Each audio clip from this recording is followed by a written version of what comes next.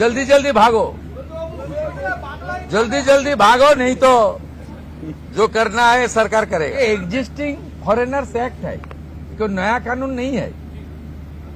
अरे ये लोग चला जाना चाहिए। और उनका बांग्लादेशी जो नागरिक है उनका लेने का जिम्मेदार तो है उनका। तो जब हम लोग यहाँ से बोल रहा था तब तो वहां से उनका जो स्पोक्स पर्सन है, मैं देखा था सोशल मीडिया में और यूट्यूब में आया, जो उन्होंने बताया जो बांग्लादेशी है वो तो हम लोग ले लेगा। तो ये सब बांग्लादेशी है, उसको ले लेना चाहिए।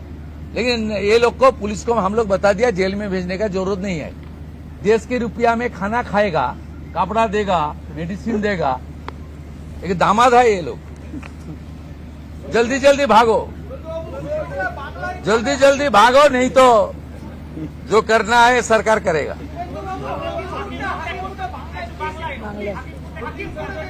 না না, আমি হাকিমপুর সম্পর্কে জানি না, আমি মিডিয়াতে দেখছিলাম। কিন্তু এটা নতুন কিছু নয়, প্রেজেন্ট অ্যাক্টই রয়েছে। এবং আমরা বলে দিয়েছি যে বাংলাদেশের অবৈধ অনুপ্রবেশকারী তাদেরকে কোর্টে পাঠানোর কোনো দরকার নেই, আইনে নেই। সরাসরি পুলিশ নেবে এবং বিএসএফ এর হাতে হ্যান্ডওভার করবে।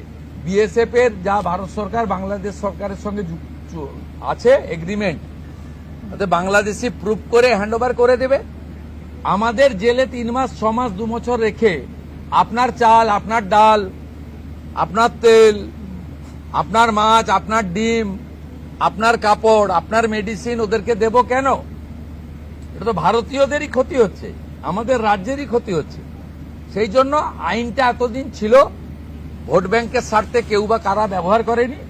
আমরা ভোট ব্যাংকের বাইরে গিয়ে দেশের স্বার্থে, রাজ্যের স্বার্থে এই আইন কার্যকর করছি।